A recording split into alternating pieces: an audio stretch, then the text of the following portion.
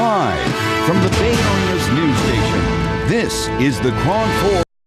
Here on KRON 4 News Weekend, I'm Marty Gonzalez. I'm Henry Tenenbaum. Isabel Duran has the day off, and I'm just buttoning my jacket. Yeah, just so I look last minute formal. touch up here.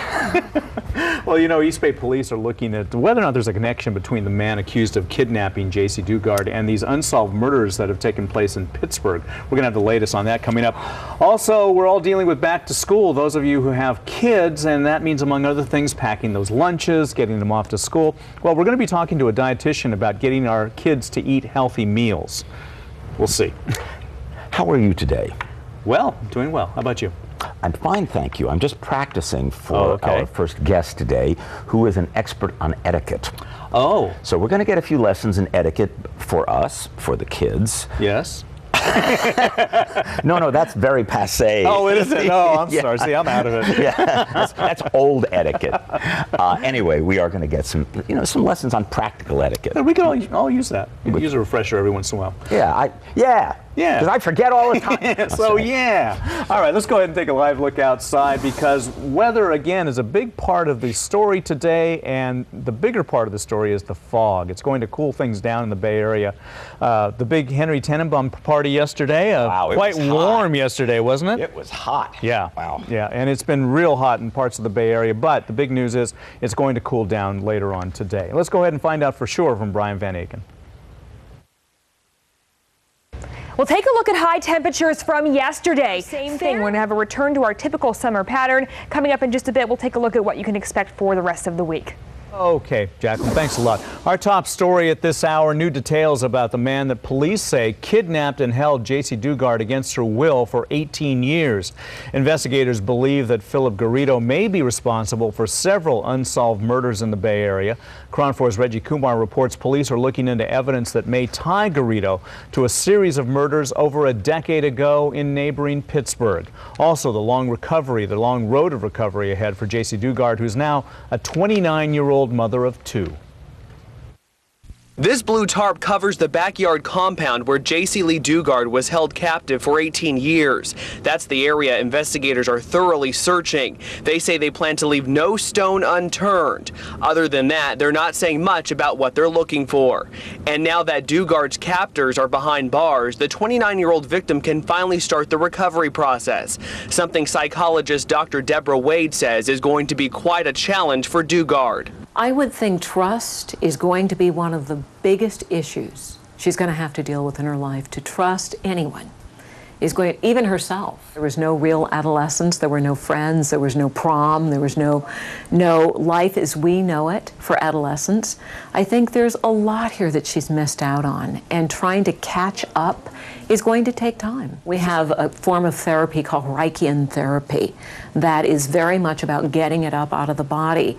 She needs that kind of therapy that makes her feel like she has power, because her entire life since she's been 11 years old, she's been made to feel powerless. Despite what all Dugard's been through, Wade says human beings are resilient. We can recover from many things as human beings, whether it's an addictive illness, whether it's a physical illness, whether it's a loss, if we get enough support.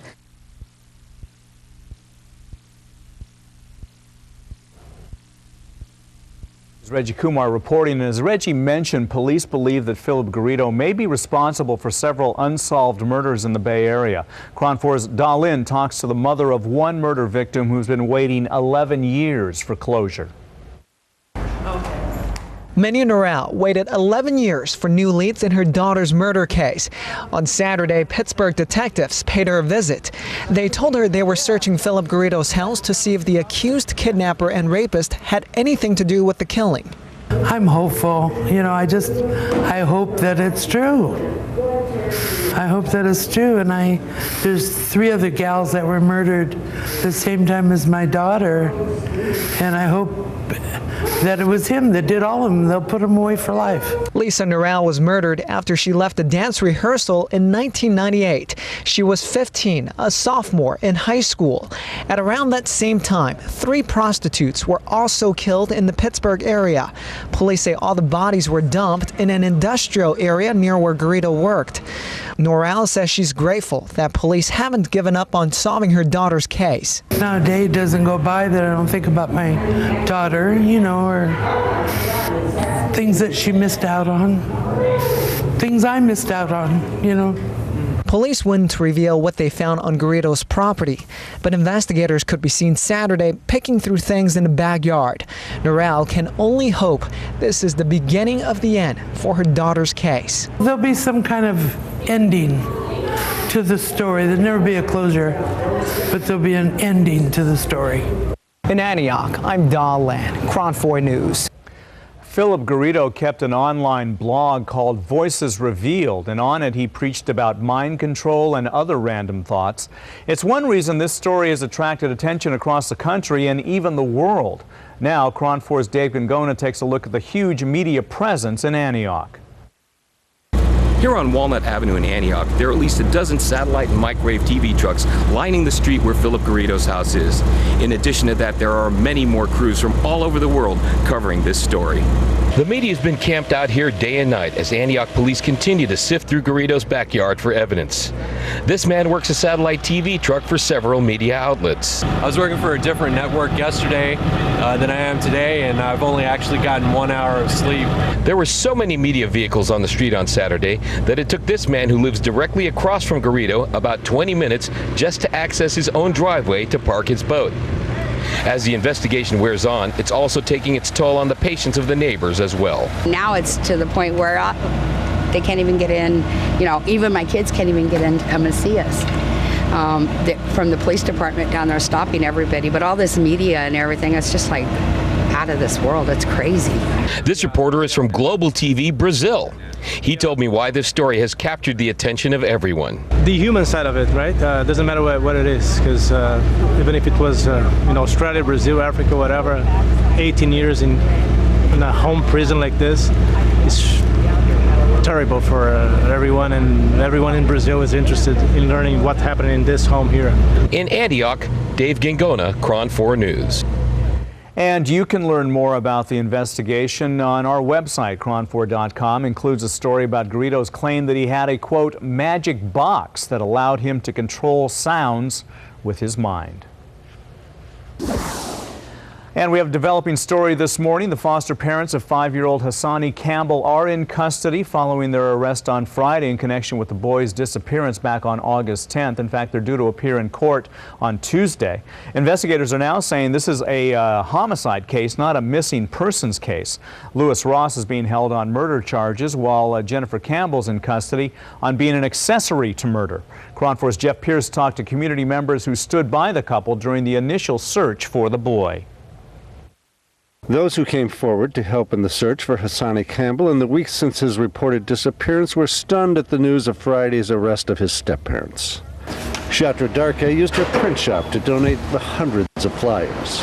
I've been all doing this effort for finding that little boy, and now I heard these things. I'm shocked.